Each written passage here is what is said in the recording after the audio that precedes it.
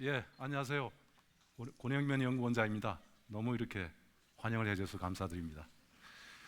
여러분 혹시 아시는가 모르겠습니다만 그 치매랑 건망증의 구분 방법 이거 혹시 아시는가요? 제가 그 의학 강좌를 한번 들어본 적이 있습니다만 이게 남자의 경우에만 해당됩니다. 화장실에 가서 소변을 보고 나와서 바지에 지퍼를 올리지 않는 건 건망증이라. 그런데 아예 지퍼를 내리지 않고 볼일을 보면 그건 치매라고 하네요. 혹시 여러분들 주위에 그런 분 계시면 빨리 병원에 가서 진단을 받도록 하시는 게 필요할 것 같습니다. 저희가 보통 80년 인생을 산다고 할 때 뭐 여러 가지 일들을 합니다만 웃는 시간을 다 합치면 20일 뿐이 되지 않는다고 하네요. 15초를 웃으면 이틀 정도의 수명이 연장된다고 하니 오늘 제가 여러분들 하루 정도는 수명을 연장시켜 드린 거 아닌가 이렇게 생각이 듭니다.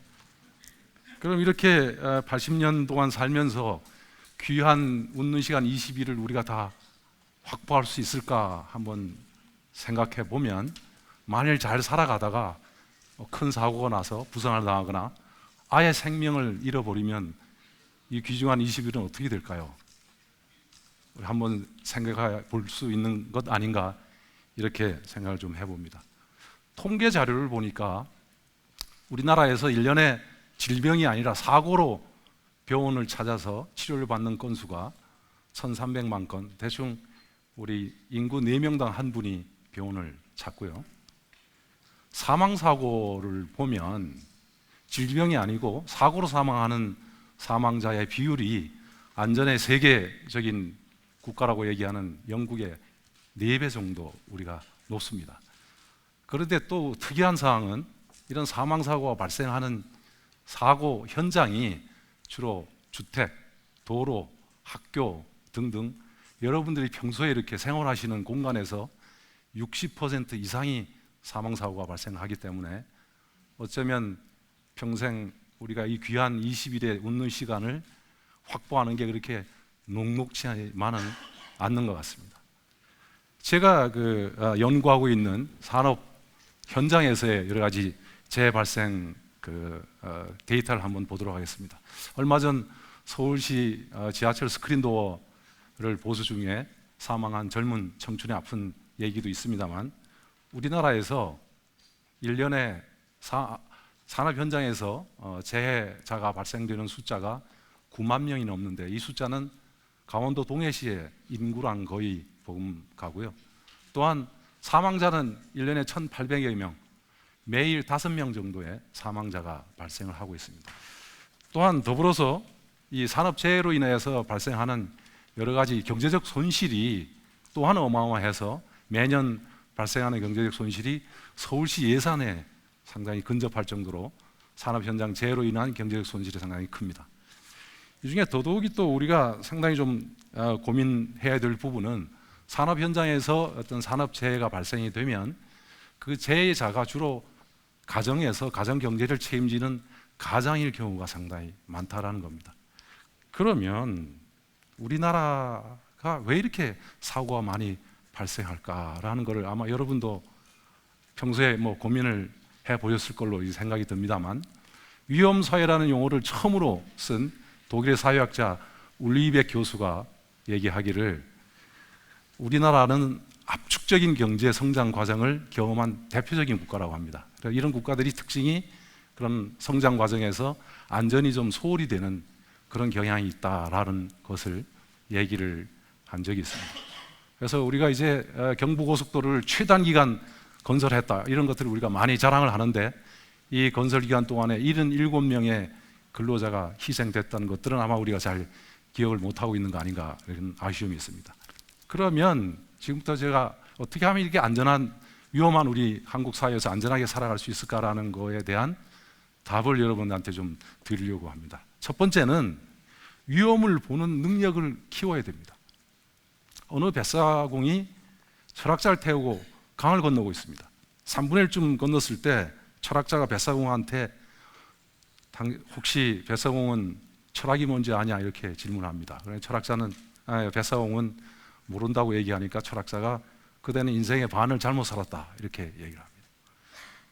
배가 강의 중간쯤 이렇게 도달했을 때 뱃사공이 이번에는 철학자한테 묻습니다. 선생님 혹시 수영할 줄 아십니까?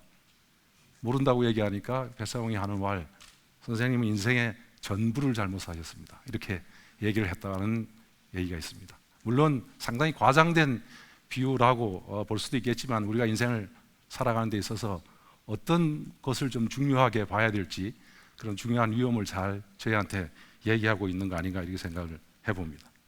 지금 쭉 한번 보시면 지금 이게 무슨 그림인지 사진인지 혹시 아실 수 있는가 모르겠습니다만 이게 지금 콜라나 사이다를 이렇게 담는 페트병의 밑바닥 부분입니다. 보통 그런 페트병은 안으로 이렇게 쏙 들어가게 이렇게 설계되고 제작되어 있습니다. 이유는 압력을 잘 견딜 수 있도록 만들기 위해서 그렇게 되어 있습니다.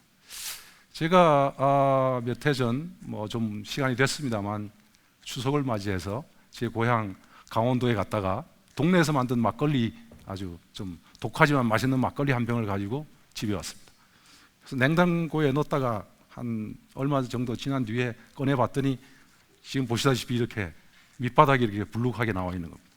그래서 제 생각에 이게 보통 압력이 아니다라고 생각을 하고 우리가 샴페인 막에 따듯이 이렇게 몸에서 띄운 다음에 천정을 향해서 이렇게 딱 트는 순간에 그냥 로켓 날아가듯이 부엌에서부터 시작해서 거실을 지나서 이게 멈춰섰습니다. 그래서 그냥 평소에 하듯이 그냥 몸 가까이에서 이걸 열었으면 아마 제가 그 뚜껑에 맞아서 큰 사고가 났을 것 같습니다. 저희 아내가 놀래가지고 방에서 나와서 하는 소리가 아예 집에 양주장을 차리지 그러냐 이런 얘기를. 위험을 보는 것이 안전의 시작입니다라는 슬로건이 저희 공단에서 만든 슬로건 중에 하나입니다. 제가 보기엔 상당히 좋은 잘 만든 문구 같습니다. 위험을 볼 수만 있다면 여러분들이 여러분의 안전을 지키는 데 있어서 상당히 잘 지켜질 수 있는 부분이 아니겠나 이렇게 생각을 좀 해보겠습니다. 두 번째는 안전의 습관화를 넘어서 생활화가 필요합니다. 어느 날 제가 동네에서 횡단보도에서 제가 횡단보도를 건너려고 서 있다가 자전거 탄 학생이 트럭하고 부딪혀서 큰 사고 나는 것을 봤습니다. 그래서 제가 제 아들들 키울 때인데 아들이 어떻게 횡단보도를 건너냐 하고 봤더니 횡단보도에서 딱 서서 두 손으로 핸들을 딱 잡고 발은 지금 페달을 강하게 밟을 준비를 딱 하고 엉덩이는 살짝 들고 횡단보도 건너편에 있는 신호등만 봅니다. 그러다가 빨간불이 파란불로 착 바뀌면 그냥 손살같이 차량이 멈추는지 이런 거에 대한 보는 거는 전혀 없이 우리나라의 여러 가지 교통사고 중에 사람과 차량이 부딪히는 사고의 절반이 횡단보도에서 발생합니다. 이게 횡단보도라는 게 사람을 도로에서 안전하게 이렇게 건너도록 만드는 곳이 횡단보도인데 여기에 이렇게 많은 사고가 일어난다는 걸 여러분들 혹시 상상이나 하셨겠습니까? 사람들이라는 게 항상 편한 걸 추구하고 또한 쉬운 걸 추구하고 재미있는 걸 추구하는 것은 인간의 본성이 아닌가 저도 동의합니다만 안전 수칙을 지킨다는 것은 일반적으로 재미있거나 쉽거나 편하거나 이러지가 않습니다. 그렇지만 귀찮더라도 안전 수칙에 대한 부분을 습관화하고 생활하는 것 이게 절대적으로 필요합니다. 제가 이렇게 보면 여러 가지 용어 중에 가정안전, 교통안전, 학교안전, 산업안전 등 다양한 그런 용어가 있지만 이런 것들이 서로 이렇게 잘 연계가 되지 않으면 우리가 원하는 어떤 안전 수준은 도달하기 좀 어렵습니다. 그 전날 혹시 여기에 근로자가 계시면 아주 늦은 시간까지 술을 마셨거나 아니면 게임을 하고 아침에 늦게 일어나서 막 급히 서둡니다. 그러면 가정 안전이 상당히 위험해질 수가 있겠고요. 교통안전 늦었으니까 막 신호 위반하고 갑자기 회사에 도착하면 직장에서 원하는 수준의 갑자기 그런 안전 수준이 갑자기 올라갈 수가 없습니다. 더불어서 산업 재해가 발생할 가능성이 많아지는 거죠. 낮 시간 동안 일정 수준의 어떤 그 산업 안전, 소위 안전의식 수준이 높아졌다가 퇴근하면서 다시 옛날 사이클로 돌아가면 우리가 바라는 그런 안전 문화는 형성되는 것은 상당히 불가능합니다. 따라서 24시간 내내 동등한 수준의 어떤 안전이 저희들이 생활화가 되지 않으면 안전한 가정, 안전한 직장, 또한 안전한 사회는 만들어지기 상당히 어려운 거 아닌가, 이렇게 저는 생각을 좀 해봅니다. 이 안전을 생활하는 데 있어서 또 하나 제가 좀 강조하고 싶은 거는 예기치 않은 외부의 어떤 위험에 대한 대비, 이것도 상당히 필요합니다. 제가 과거에 이제 외국의 아주 유명한 안전 컨설팅 그런 전문가하고 울산하고 여수의 안전 세미나를 위해서 좀 같이 이렇게 투어를 한 적이 있습니다. 그럴 때 이제 호텔에 가서 방을 잡는데 이 사람들이 특징이, 우리는 보통 어디 높은 그 전망 좋은 곳에 좀 방을 주세요 하는데 이 사람들은 대부분 얘기하는 게 4층 이하에 있는 방을 주세요. 그래서 내가 나중에 물어봤습니다. 그랬더니 어떤 화재가 나거나 이랬을 때 안전장구 없이 내려뛰어서 사망하지 않는 층이 3층까지랍니다. 그게 자기들 그 출장 규칙에 아예 나와 있다는 겁니다. 이게 상당히 참 저희가 평소에 지금 생각하는 거하고 좀 틀리고요. 우리나라의 그 재난 관리에 대해서 아주 전문가인 교수님이 강의하는 걸 또 제가 한번 들은 적이 있습니다. 몇 년 전에 버스 터미널 지하에서 공사하다가 화재가 나가지고 여러 명이 질식사고가 난 적이 있습니다. 그 사고 난 이후에 몇몇 그 중년 여성분들이 그 교수님한테 전화해서 교수님 덕분에, 강의 덕분에 무사히 이번 그 사고에서 무사했다고 하면서 저녁을 사더라고, 이렇게 사겠다고 얘기를 했다고 합니다.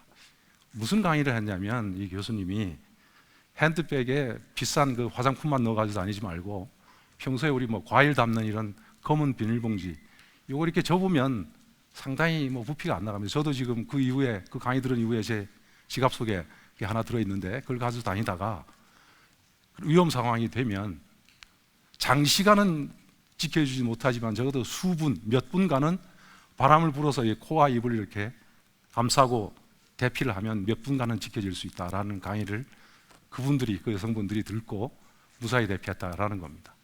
근데 그 교수님 강의에 재미있는 얘기는 꼭 말미에 질문을 한답니다. 검은 비닐봉지여만 되냐고. 그래서 혹시 여도 그런 분 계신지 혹시 모르겠습니다. 여러분들 혹시 톨스토이의 안나 카레리나라는 책을 혹시 보셨나 모르겠습니다. 그 책 내용으로부터 안나 카레리나라는 법칙이 만들어졌습니다. 무슨 내용이냐 하면 행복한 가정을 살펴보면 그 행복한 가정에는 단순하지만 아주 공통적인 이유가 있다라는 겁니다. 근데 불행한 가정을 살펴보면 각 가정마다 불행한 이유들이 각자 다 틀리다는 거예요. 이게 안나 카레리나의 법칙입니다. 그래서 이 행복이란 단어를 안전이란 단어로 바꾸면 안전한 가정과 안전하지 않은 가정에 제가 생각하기에 안나 카레리나 법칙이 똑같이 적용될 수 있지 않을까 이렇게 생각을 해봅니다. 오늘 위험한 사회에서 살아가는 데 있어서 제가 필요하다고 말씀드린 어떤 위험을 보는 능력을 키우는 것과 또 안전을 완전히 생활화하는 것, 이러한 것들이 안전의 안나 카레리나 법칙의 아주 기본이 되지 않을까 이렇게 좀 생각을 해봅니다. 아무쪼록 앞으로 우리나라가 안전한 대한민국이 되는 그날까지 여기 계신 모든 분들과 저와 함께 한번 다 같이 한번 만들어 봤으면 좋겠습니다. 감사합니다.